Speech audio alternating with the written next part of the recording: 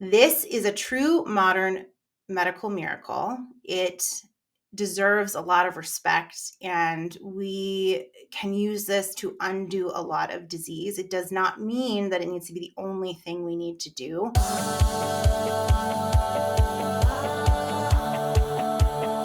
Welcome to Uncover Your Eyes, where we break down the most pressing health topics shaping lives today. Obesity is a condition that is often misunderstood and stigmatized, but it is affecting millions worldwide. With groundbreaking medication and treatments, will this help us in the fight against obesity? I am excited to have Dr. Alexandra Sowa, a physician in internal and obesity medicine and the author of a best-selling new release, The Ozempic Revolution. Welcome, Dr. Sowa. Thank you so much, Dr. Sowa, for being on today. Really appreciate your time, especially being so busy with the launch of the book.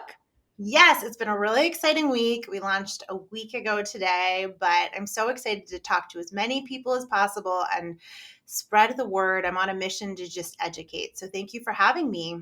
I love that. So, talk to me about obesity. Like, I don't think people bring light to this common condition as often as they should. So, Yeah. the science behind it and how many people are obese. Oh gosh. Okay. So just to I'm sure you included this in the intro, but I'm an obesity medicine doctor. So I've made this my whole specialty, my whole life, because I feel like it's so under discussed and it is a disease state. And that's so shocking to hear. But excess weight in excess, weight in excess leads to a lot of downstream diseases. And I was very disillusioned in my medical training that so much of our education was spent on managing end of disease states and instead of focused on prevention. And in the field of obesity medicine, I'm able to really affect long-term change and prevent and reverse disease. So that's my perspective on this. Obesity and metabolic dysfunction affects a vast majority of the population. So in the United States, we are approaching 50% obesity rates, and up to 70% fall into metabolic dysfunction plus excess weight. So their BMI is in the overweight with a comorbidity, meaning a health condition related to weight, or in the obesity category. Even more shocking is the fact that only 12% of American adults meet criteria for full metabolic health. Wow. Yeah. So 88% experience some level of metabolic health dysfunction, and that leads to disease. So we're seeing cholesterol abnormalities, waist circumference that's too large, blood sugar that's too elevated, and it's a big predictor of future risk of health. So we have a big problem. It's not just isolated to the United States. It's global. It's a global pandemic. It is the entirety of the world has changed how we eat, how we work, how we vacation, our hobbies or lack thereof. We sit on a couch or a computer. We're talking through a computer screen right now, which is great, but there's a lot of sedentary lifestyle behavior, and we don't eat all that great. And I'm not placing the blame on the individual here. Really, it's a societal level, and it really is about how we're feeding people, and the economics of scale of food have really come crashing down on us in the past 40 years. So obesity is a problem because it affects a lot of people, and it is tied to the vast majority of chronic disease. So everything from 16 types of cancer to heart disease to stroke to type 2 diabetes to kidney disease to dementia to sleep apnea. Like the list goes on and on. So the good news is, though, if you're able to treat obesity and treat it like a chronic condition, you are able to reverse and prevent all of those downstream diseases. So I find it to be the most important specialty in medicine Of course. because I look at people healthy. But it's it's a big issue. And if it doesn't personally affect you, I'm positive that everyone listening to this has a patient, has a friend, has a family member who's dealing with it. So we also need to learn how to have that conversation, beyond ourselves, and to rewire some of the weight bias and stigma that we've all kind of grown up with too. Right. So, on that note, like it's a stigma to be called obese or to discuss it. And, a lot of patients who are suffering from obesity are afraid to go into their family doctors, even to, just be told they're obese. And so, what are the challenges that they face and how can they overcome that? Yeah. So the first chapter, the intro chapter to my book, The Ozempic Revolution, is called Why Doctors Have Failed Us and How They Failed Us. Um, Unfortunately, it has been very hard for traditional medicine to help a patient with obesity. And that has translated into a lot, for lack of a better word, but really it is the word, trauma to the individual patient. Because what do we hear? We hear that someone who is suffering from excess weight goes in and says, I have a sore throat. And instead of someone checking them out for strep throat or reflux, they're just saying, you got to lose weight. And it's like, hold on. Like, we can, yes, it might be an important part of health, but we really need to look at the individual.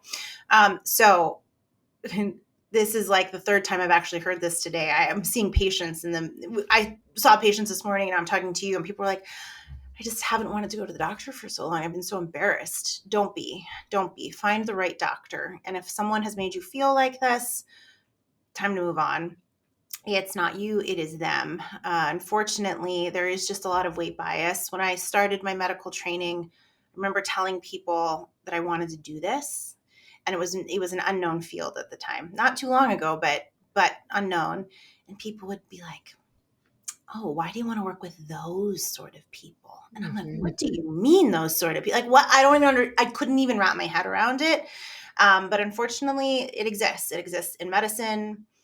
Weight bias exists within all of us. I even carry some of it with me, even though this is what I've dedicated my life to, and society at large. Like, we're surrounded by weight bias, but these medications are helping us chip away at it. I'm positive, because people are starting to finally see that excess weight is a disease. It's a chronic disease, and people are willing to share their stories now. Social media has been so amazing.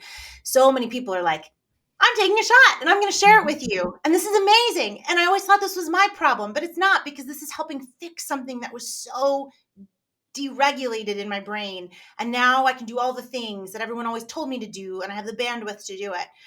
And so they have really, truly, these medications have been a revolution in starting to change the whole conversation about how we treat obesity. Yeah, and I think that's why I was interested in it because a lot of times patients who are obese, I mean, you must go through this. It's not easy to lose weight. Being told and actually doing it are two different things, right? So let's talk about the meds. Like I want to call them the magic drugs, but you call them what you want. But they're the GLP-1. I want to say they're the regulators or whatever Mhm. they are. But what are they and what are they doing? Yeah. Okay. So I'm going to quickly talk about one other thing before we get into the meds. Let's talk about why it is so hard. It Yeah. is so hard to lose weight. Ideally, we live in a world where we get to prevent weight gain. But once weight gain comes on in significant way, and we've held on to it for many years, we have significant neurohormonal dysregulation. Our hormones become severely disrupted in our brain, and our endocrine hormones, including fat, do not respond the right way to signals. So we have everything from insulin resistance to leptin resistance, and it doesn't matter how well you eat or how much you work out, your body's going to be like, well, I got that upregulation signal to store fat, so I'm just going to keep storing fat. So if that's why people come to me and they say, I've been doing everything possible and nothing is budging, and the weight keeps going up and the weight keeps going up. So GLP-1 medications are part of this amazing fix really to this neurohormonal dysregulation. So I talk about this in the book, but I try to break it down from the very beginning. I want people to understand everything we're talking about. So we go through the science of obesity and we talk about the hormones that become disrupted. And there are about eight main hormones, really of about 40 to 100 that are at play here. But the big ones that we've identified, one of them is actually GLP-1. GLP-1 is a hormone that is created natively in our body. The problem is, like the hormones insulin and leptin, they become dysregulated. They do not do their job as they should as we start to put on weight. It's not even the act of putting on weight. A lot of times it's the food we eat, the hyper palatable food, the junk food, as it were, that surrounds us from every single angle. Even if you try your best, it disrupts the balance between GLP-1 and our brain. And it actually damages our brain, these foods. It really does. It goes down to that sort of level. It's not just high calories or poor food choices. So GLP-1 medications are like these hormones that we make in our body, but they're 1,000 times stronger. And so they help us fix and override what has become resistant. The medications through the years, they've been around since 2005, actually, GLP-1 medications. People don't realize that. But every few years, we've had a better and more effective and better tolerated iteration of the drugs. And recently, with the rise of Ozempic, Wegovy, Mounjaro, and Zepbound, so semaglutide or tirzepatide, they are weekly injectables of a GLP-1 analog. So they mimic the hormone in our body, and they've gotten very close to how our hormones exist in the natural state, but they are so much more effective because they last a long time. Native GLP-1 in our body lasts only a few seconds and then degrades. These medications have a very long half-life, and that's why we only have to dose them once a week. So they're just much more powerful. And they work at the level of the brain. They work at the level of the digestive tract, slowing down our food so that our hormones are better able to respond and we have a sense of fullness. And they talk to us at the level of the pancreas, and they make our body a lot more insulin sensitive and regulate blood sugar. They're super powerful. And beyond the weight loss benefits or the type 2 diabetes blood sugar management benefits, we have a lot of other benefits that are coming from these medications because we have GLP-1 receptors all over the body, the heart, the brain, the kidneys. We're just seeing improvement all over the place. So they are truly a modern miracle in what they've been able to do for us. But that does not mean everyone should be on them. I Right, want to right. Yeah, yeah. caveat that. Which I do want to talk about later as well. But, you mentioned like, the main mechanisms of actions. You talk in the book, I think, about them being, there's a few superpowers that you truly believe are important of them. What are those superpowers? Exactly what we had just gone through. So they talk to our brain and they really quiet the food noise. And that's a term coined by social media, but it's so true. People just say, I just don't think 24/7 about food. I'm not eating one meal and thinking about my next meal. My brain has just given me space back. And they work on the level of the pancreas and again at the level and on blood sugar. It's very, very powerful because the majority of chronic disease comes from inflammation from excess blood sugar. And so it keeps our blood sugar nice and stable. And when you take in a carbohydrate or any sort of food and it breaks down, these medications help us regulate very quickly. And then at the level of digestive tract and just telling us to not be as hungry. They're very powerful. And anyone who's been on these meds or knows someone on these meds, they'll tell you that it just profoundly changes the way that they approach food and healthy lifestyle.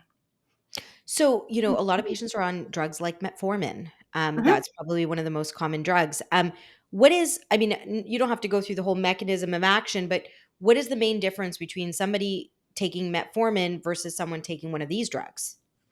I love metformin. I like it for a lot of reasons. It is, well, studied. It's been around for a very long time, and it's affordable and it's effective. The big difference is that metformin, it works at the same level of making your body more sensitive to the insulin that it already produces. And that's great because it's a really good blood sugar stabilizer. And because of that, metformin is actually an effective weight management tool, but it has a limit. Mm. So we can use that, but we're going to have much smaller percentages of weight loss, and we're not going to see it across the board like we do with GLP-1s. Metformin is isolated to its benefits in blood sugar. Now, those downstream benefits that we were talking about, if you can reduce blood sugar, you reduce all sorts of other chronic inflammation and disease. And so metformin in many circles is kind of seen as a great longevity tool and has been for a long time. What we're seeing with GLP-1s, though, is that they work more systemically and more dramatically, and on weight loss percentages, they're very different. So for metformin, which in the United States is not approved as a weight management tool, but you can see around 6% of total body weight loss in a year on it. With these other medications, we're seeing upwards of 15 to 25% of total body weight loss. So they're just really playing in different fields. Wow. So, you mentioned it's not for everybody. So Yeah. who, I mean, I want to be on this drug. So who is it not for? So in the book, I talk the patient through thinking about their health holistically, because I do think a lot of people are seeking out this prescription or getting this prescription, especially in the United States, um, potentially just a little willy-nilly. And I want people to be getting their baseline labs. I want them to be looking at where we're starting, to know where we're going and why we're doing this. I think that we need to understand if someone has any metabolic dysfunction. Do you have insulin resistance yet? Are you in the pre-diabetes range? Are you beyond that when we're starting these medications? What else is going on in your life? Let's do a sleep inventory. Let's look at sleep apnea. Let's look at stress levels. Let's look at Sure. diet. I mean, we haven't talked about diet yet, but it's a third of my book is about how to eat, because these meds aren't a magic wand. They aren't magic. You have to put in the work. So let's look at how you're eating and how you're thinking, and is your relationship with food emotional? And I have a whole way for a patient to take themselves through this process, because truth is most doctors' offices do not have knowledge base of this or the time. You know, there's so much to deal with when you go into your short doctor's visit that you've been waiting months for. So we have to kind of do that inventory first to understand. Now, by the United States FDA, there are very clear guidelines that have really set the precedent for how this drug is delivered throughout the world. And that is for weight management, you have a BMI or body mass index greater than 30, or a body mass index greater than 27 with something called a comorbidity, which is a health related issue related to weight. So high blood pressure, high cholesterol, osteoarthritis, prediabetes. And you would be like, well, that sounds fine, but that's not me. Often people don't understand what a BMI of 27 looks like and really are missing some of the underlying health ramifications that come with that.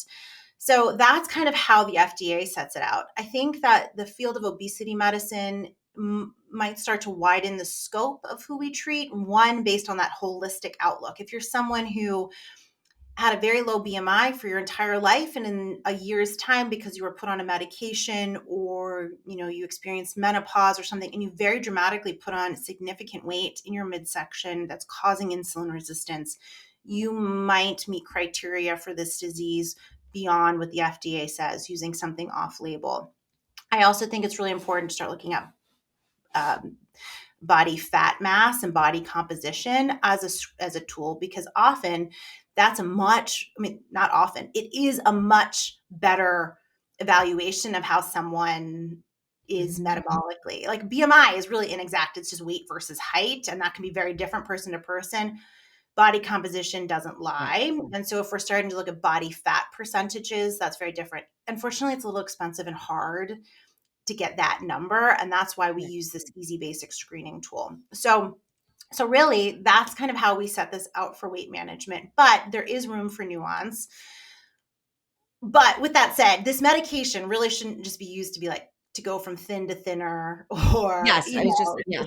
that's the part where I'm starting to get really worried about, and why I wrote this book, being like, you need to understand if this is right for you, because if you start this medication, you will likely need to be on it for the very long term. And so we shouldn't just be using this willy-nilly and kind of handing it out like candy for a couple of pounds, or a health issue that you might be able to reverse through lifestyle alone first.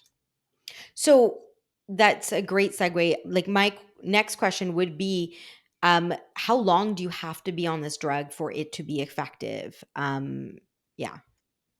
So no one wants to hear this, but this drug is approved for long-term use.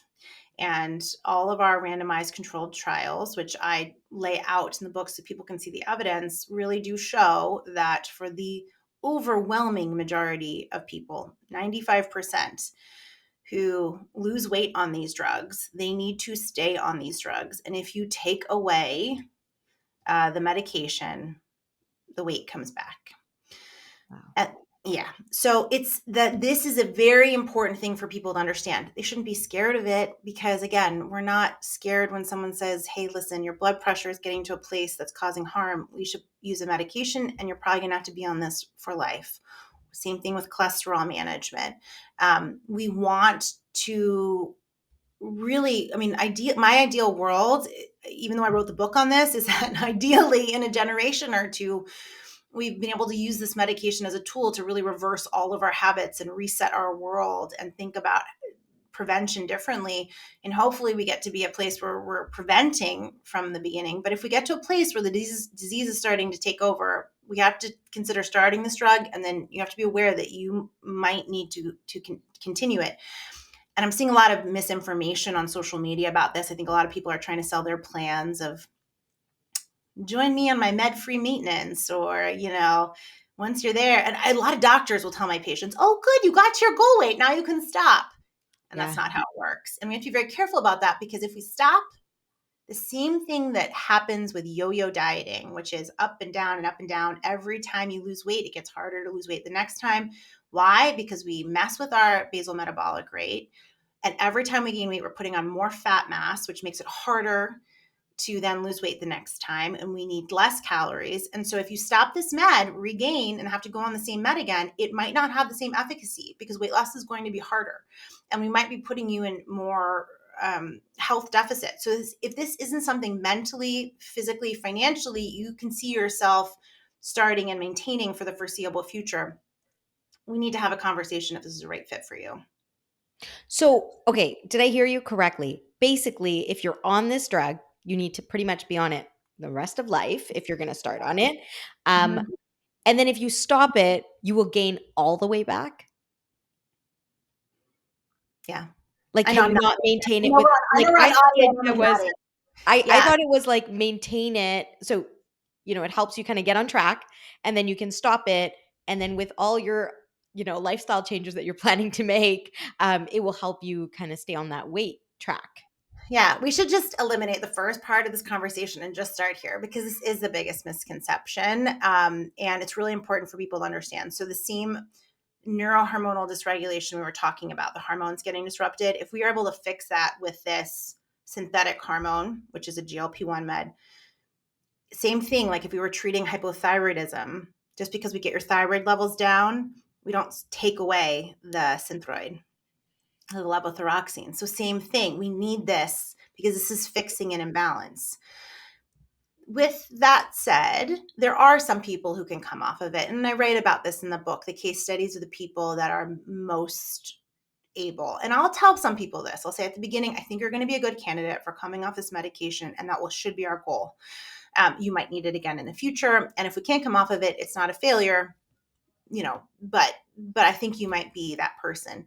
That typically tends to be people who, for the majority of their life, were lean and of a normal weight, and something happened. So it could be treatment with another medication that was weight gaining, health illness, health condition, life circumstance. This happened a lot in COVID, or people are like, I just put on 40 pounds in COVID. I don't even know what happened. I was Yeah. so stressed out. And then they would come to me. I was able to use tools like GLP-1s, and then they were able to get back to just some normalcy and then go off of the medications. Pregnancy, IVF often puts a lot of weight on. And so after a pregnancy and a successful pregnancy, we might need to use these medications because your body just doesn't understand itself anymore. And those are the patients who I'm most likely able to take off these meds. Now, they also need to do the work of eating properly, which I outline in the book about exactly what that means. They're getting an adequate protein. They're really looking at a whole foods diet and strength training. So as we're losing weight, we're not just losing, we're increasing our muscle mass ratio, and strength training is a big part of that. So it's going to take a work. And even if you put in the work and you can't come off the meds, it's not a failure of you. It is truly just biology. So a lot of people are afraid of these drugs, or going on it, even if their doctor recommends it, that they're an ideal candidate. I hear about the horrible side effects. Can we speak to those? Yeah, so the majority of users will experience some side effects. That is expected, and it's a byproduct of how the drug works. If you're in the United States, you can actually try out a product line that I developed specifically for GLP-1 users. It's called Sowa, and we have a GLP-1 support system, because if you just know what to take and how to eat and how to prevent some of these side effects and how to manage them, they're very manageable. But a lot of people aren't getting the support. In the book, I have exactly how to get on top of constipation and diarrhea, and what to ask your doctor for, what to buy at the grocery store, at the pharmacy, what supplements might you need to help with constipation, to help with nausea. Um, they're there, but they're very manageable. And I do find that the majority of people who have terrible side effects are not eating well. No one told them, hey, you really have to watch that you don't eat to a point of fullness. And you're going to want to make sure that you're really eating whole foods. And if you eat processed carbs, you might have instant diarrhea. If you're eating too healthy, to be honest, if you're eating too many vegetables at the beginning, it can really hurt your stomach because there's not enough volume for the foods you do need. And you can get a lot of bloating and stomach discomfort. Um, the other side effects that are pretty high up there are some fatigue that can be expected. It's usually a relative hypoglycemia. It's not too low a blood sugar, but it's a little bit lower than where you operated. So your body tracks it as fatigue. Generally, the side effects get better as we go on. And I encourage people not to go up on their dosage is if they're feeling the GI side effects. Your body might need some more time to regulate. These drugs are not they're not made to make you miserable. So if you're miserable, we've got to like pivot. And I have a lot of tips and tricks in this because in my practice, nobody has to stop these meds. With that said, those are not, I don't even really consider them side effects. They're like nuance. They're just like nuisances, Mhm, mhm. like they're very manageable. The other side effects that we have to think about, one of the big things, and I call this out, it's a byproduct of weight loss, not of these drugs, but a big weight loss, we can develop gallstones. And so we have to watch out for gallstone formation, gallbladder pain, and gallstones that can potentially get stuck and in the biliary tree and cause pancreatitis. So I kind of walk patients through knowing what that looks like. There are some other potential things we have our eye on that might um, you know, we kind of have to like monitor people on these drugs, but overall they're very, very, very, very, very safe. I honestly would say that there are very few medicines that I have in my whole toolkit as a doctor that have less kind of need to monitor things or long-term side effects, or these are very, very safe, and we've studied them on such a large level at this point. I mean, I've pulled all of the data into the book so people can see it, but the fear mongering about these meds, I truly believe, is rooted in weight bias more than anything else, because the safety data is really there. What is, like, you mentioned the long-term safety. So, these drugs have been around for, 20 years, I want to say, more so in the last 10 years for weight loss, I guess, but 20 years for diabetes. So what what is like the worst complication you have seen long term with long term use of this med? I know you mentioned the gallstone things. Yeah, Would that be the worst, you would I would say? actually say yes, but the good thing is that's very treatable and it's also preventable if we stay on top of our symptoms. So I had a patient who was ignoring her symptoms, even though I'm her doctor. And she's like, oh, I'm just getting pain in my right upper quadrant after eating, but I'm on vacation and I want to ignore it. And then she came back and we got her an ultrasound and she had some gallstones. And then she was ignoring it even more, even though she knew she had the gallstones. And one of those gallstones got stuck in the biliary tree and needed intervention. So she had her gallbladder out, but then she needed a little procedure to get the gallstone out. It's not benign to have that happen to you, but we are able to generally go in and fix that. And so she's doing well, and she's actually back on the drugs now because it wasn't the drugs, and you don't have to have a gallbladder to have these medications. So that's one of the things we look out for. I'd say in your field, I'd be curious to hear what you think about the new data on NION, non-arteritic Yes. ischemia Yeah.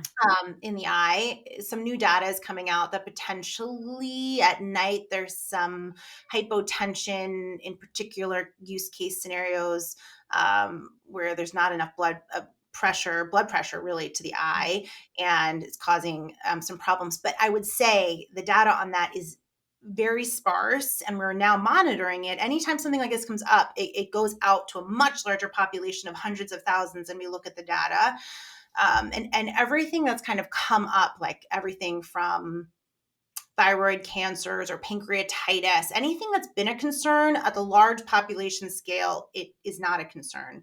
So we take the drug companies really do, and the FDA in the United States really takes this seriously. I know a lot of people don't believe it, but I've really dug into all of the studies, and anytime there's a little concern, they go out to a much, much, much larger population and study it widely. So I'd say, we got to stay on top of it and keep looking. And everyone's unique and individual, but on a population scale, these are very, very safe. Thank you for mentioning the eyes. I actually did have a patient who's on Ozempic and did have an NAION and actually did have loss of vision. But I mean, I haven't seen that in a long time, and that was more recent. And you know what? Even if we had seen it before, I don't know if we would have made that connection. Yeah. But it's important for us to warn our patients on Ozempic of these symptoms so that we can be on top of it earlier rather than later. Exactly. And I think that's about it. It's really about warning and knowing that it is very small, but we should just be prepared. Right. And so, we have monitoring and surveillance. Is there anything else I've seen? No, I mean, really, the worst probable thing is that someone totally accidentally, even though I was very clear about how to take the medication, like way overdosed themselves on the first shot, and they felt terrible. You're not going to die; you just feel horrible, and had to go to the ER for some hydration because they really couldn't keep anything down, and they needed some IV hydration. But then after a few days, they were totally fine, and then we went back to the actual, real, true starting dose. So Are there any, like, I know we covered a lot of the myths and you kind of debunked a lot of them. Is there something that you feel there's another myth that you feel is very common? Yeah, I think most common myth I see is that this is a magic wand and like you just take a shot and you move on, and people are like, "Well, you're taking the easy way out." My book lays out all of the work that needs to go into this to make this truly healthy, truly sustainable, truly effective. And it involves habits, daily habits, and learning how to habit stack. And we talk about being emotionally neutral about stepping on the scale, right? We need to rewire a lot of our behaviors that led us to this place in the first place. We need to put in significant work into nutrition. It doesn't need to be oppressive. It doesn't need to feel like a diet, but we need to change things. And then we also need to really stay on top of how our brain is thinking about this, how it's sabotaging itself, how you're responding to the stimuli from the outside world, and how you're dealing with things like emotional eating, right? We need to do the work to fix that. And then also the lifestyle elements like strength training and working out. So truthfully, nobody comes into my practice and just gets a prescription. I'm crazy about the fact that this needs to be lifestyle top down. And I really felt like people needed to hear this and to see it, and to know that this is the responsible and the most effective way to take this medication. Right. It's not the easy way out. This has been a horrible struggle for people suffering with obesity for the majority of their life. Nothing is easy about it. And the fact that we're able to give them something now that will help them finally do these things that they've been beating themselves up for years about not being able to do, that's amazing. But there's still a lot more work. So, yeah. Is the difference between drugs like Ozempic versus Wegovy, is it just cost? I mean, do they all have the same method of action, or is there one you prefer versus the other? So the two main classes of GLP-1 drugs right now. So GLP-1 is at the base of all of them, but we have semaglutide and then we have tirzepatide. Semaglutide is Ozempic and Wegovy. Type 2 diabetes indication, weight management indication. Ozempic goes up to a full dose of 2 milligrams. Wegovy goes up to 2.4. So it goes up a little higher. We actually need some higher dosages in the weight loss trials to really get to the weight loss beyond what we need for good blood sugar management. The dual agonist, so GLP-1 plus GIP hormone, is tirzepatide. Now, we have a triagonist in development that will probably be out by the end of this year. So more hormones in one. So there are a lot of new drugs in development, but the tirzepatide drug, Zepbound is for weight loss and Mounjaro is for type 2 diabetes. They are literally the exact same. The dosing is the exact same. There's nothing different about them. Their names are just different in the United States. The dual agonists are more effective across the board at type 2 diabetes management and weight loss. And I'll also say in their favor, there are a lot of positives for the dual agonists. They are better tolerated GI side effect wise, but that does not mean everyone should start there. I've had people thrive on the semaglutide only for years before I had the dual agonist. And I think we will start to see kind of targeted intervention of who gets what and what they need based on how much weight loss, comorbidities, tolerability. I don't necessarily think we always have to jump to the next new medication, even if it shows more efficacy. Some of these drugs that have been around a little bit longer have a lot of value. I talk about this on the book. I compare them to the old anti-obesity medications. I talk about what you can expect with these newer versions, what might be right for you and what you as a clinician, I mean, really, I think this is like a must read for every clinician, just kind of knowing what the journey is, the emotional part of it, but also just like the science facts of like, you should expect this. And then you can, expect this on this drug and looking at the science. So is Ozempic, you talk about, the book is called The Ozempic Revolution. So is this the future? Like, do you foresee as the future of healthcare, in terms of obesity? Yes. Just very plain and simple. Yes. This is a true modern medical miracle. It deserves a lot of respect, and we can use this to undo a lot of disease. It does not mean that it needs to be the only thing we need to do. I get a lot of pushback, and I see around me in the media a lot of talk of, well, we should just, if we could just give every person, clean meals, we'd be able to fix this. We know that's not actually true. Once the disease comes on, the cure for the disease, the treatment for the disease needs to be different than the prevention. So yes, this is the future of obesity care. I hope this gives us time and space to start to fix the things that got us into this predicament in the first place. You gave me goosebumps when you said that. That's amazing. Thank you so much for everything, Dr. Sowa, today. Can you tell our listeners, viewers, where they can find your book? Yes, well, you can find me on social media at Alexandra Sowa MD across all platforms. And you can find the book wherever books are sold. Amazon might be best for our international friends. And I think Indigo Books in Canada should be carrying it soon. So you can also just request. The more that we request this book and support your local bookstores, they'll be able to get it in and we'll get it in more places. Thank you so much, Dr. Sowa. Thank you. Thank you, listeners and viewers, for tuning in. If you want to catch more episodes of Uncover Your Eyes, make sure to follow or subscribe on your favorite podcast platform and on YouTube. To learn more about me, follow me on Instagram at dr.meenal Agarwal.